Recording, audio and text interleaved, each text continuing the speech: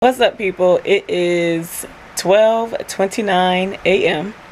24 and 48 has been going on for 29 minutes. I have not started reading yet. I was watching The Simpsons, and then I started watching Archer, which I have not watched in a while. So yeah, just watched the episode of that. I'm going to get a little bit of reading done tonight, at least until I fall asleep. I'm going to start reading In the Shadow of the Banyan. I've read maybe 5 or 6 pages in it last Sunday, and I hadn't picked it up all week. So if everything goes to plan, I will be able to finish this weekend. Fingers crossed, because the things that I had planned for Saturday and Sunday are probably going to get squashed because the heat index is going to be in the triple digits, like between 110, or I think it's between 108, somewhere in there, and 115 for the heat index this weekend. And I still have a headache from a heat index of 105 today. So I will probably just stay in the house under the air conditioning vent downstairs and read. So yeah, that's what I'm going to do, and I'm going to use to track my time reading. I am going to use the Bookly app. Ooh, dropping it. I'm going to use the Bookly app to track my time, and then add everything up at the end of the 48 hours to see how many hours I have read. So yeah. What's up, everybody? It is the 9th hour of 24 and 48. I read all of 10 minutes last night before I went to sleep. Choir rehearsal for me starts at 10 o'clock. If I am going to leave to go, I need to leave in the next 20 minutes. I don't think that's happening because I let Buffy out this morning and couldn't breathe. It's absolutely ridiculous how hot it is outside. There's a 10-degree heat index, so while it's 87 degrees, it feels like 97, which means it's 97 degrees. And the high today is supposed to be 101 degrees with a 10 to 15 degree heat index. So yeah, I'm probably gonna stay in this house today. Yeah, okay. I'm going to read. So I'm finally about to start reading, and this is the ambiance I'm going for on YouTube. And this is, who is this? What channel is this? The Relaxed Guy. I'll link his channel below. I actually use a lot of his videos when I have problems sleeping at night, because he has a lot of ASMR rainfall videos that I love. Okay, so reading update. It is now 4:45. I have done hardly any reading at all. Odd wonder of wonders, my phone has been pretty busy today, which is not the norm. Typically, people like that I know in real life don't really contact me. And so it's been an influx of contact today. I think I'm not the only person who decided to adopt the hermit lifestyle for this weekend. But yeah, I am still reading In the Shadow of the Banyan. I am on page 86 or 87, one of those. And according to Bookly, I have been reading for 3 hours, 18 minutes, and 18 seconds. Like, this is all I have read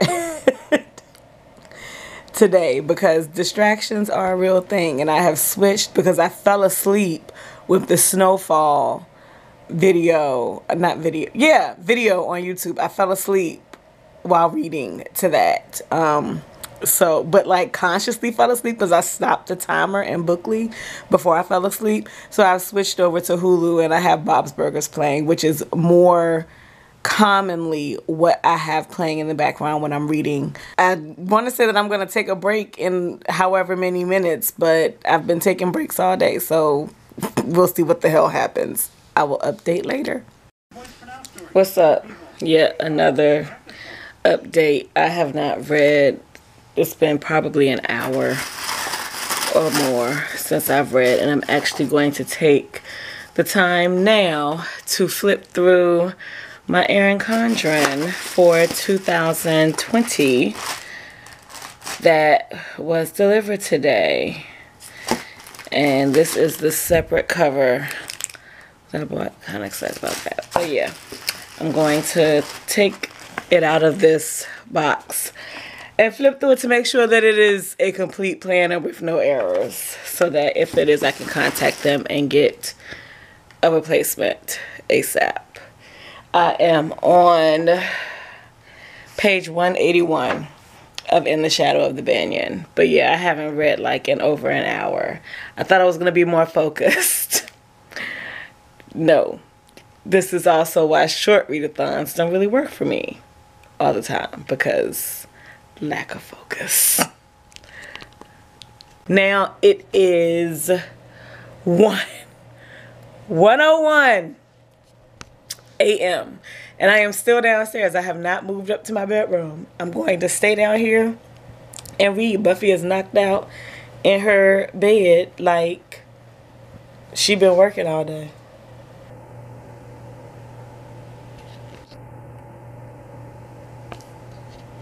Good morning. I'm tired. It is 8:32 a.m. I went to sleep at like 3:30, 3:40, somewhere within that 10-minute time span.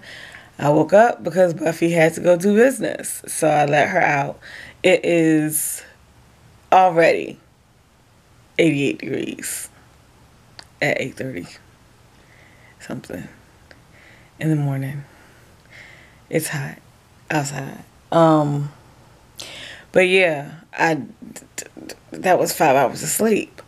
I'm still sleepy. So, yeah, I'm not gonna read right now. I did get to page 204 before I went to sleep last night. I knew nothing about this whole Cambodia revolution and what it did to the people, so that's why I picked this up. But yeah, I am not enjoying this as much as I hoped I would, but that happens sometimes. So I'm gonna keep reading. Not right now. I think right now I'm gonna recline and get another hour or so of sleep, because I'm sleepy. But yeah, that's my update.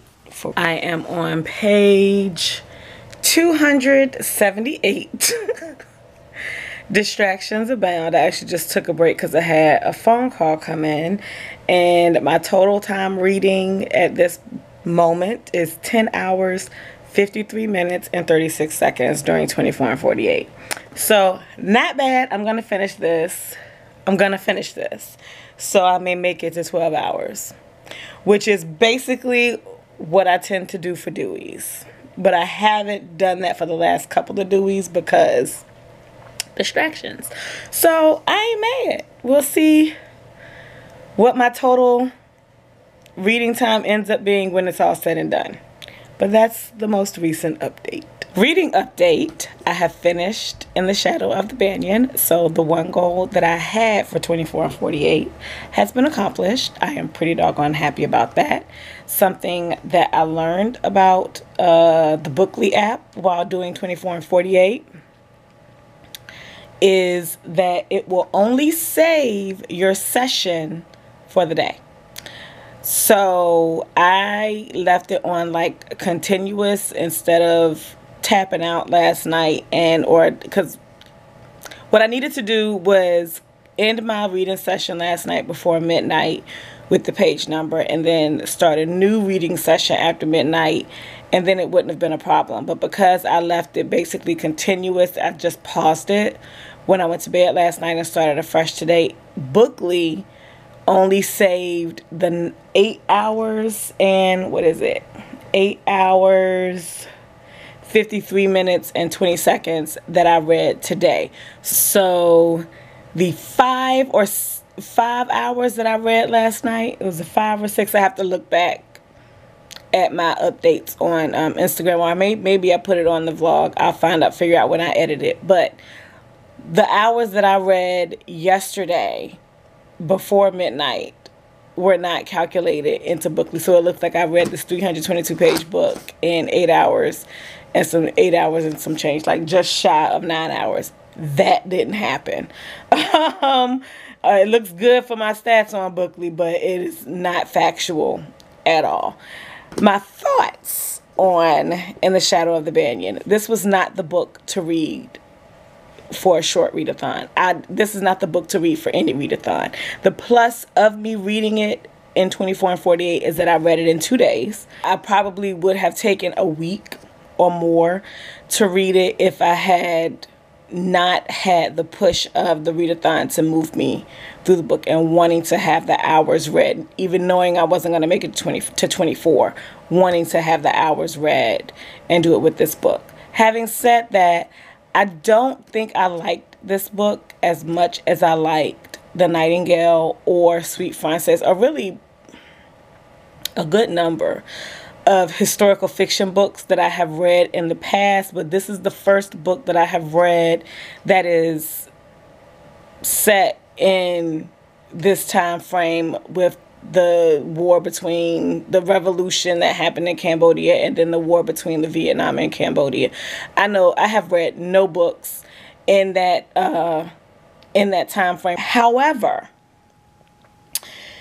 I am interested to see what the deal is with the Music of Ghosts. I don't feel the push to read it right away. So I may return it to the library and check it out at a later date. I really don't know at this moment. But the entire story is basically about how just evil people can be for no reason, because of the viewpoint that's given in the story. We're seeing it in the eyes of a 7-year-old child, I think, at the beginning of the story, and it's really just looks like evil for evil's sake. The revolution was basically turning Cambodia's people into slaves, and who was okay to stay.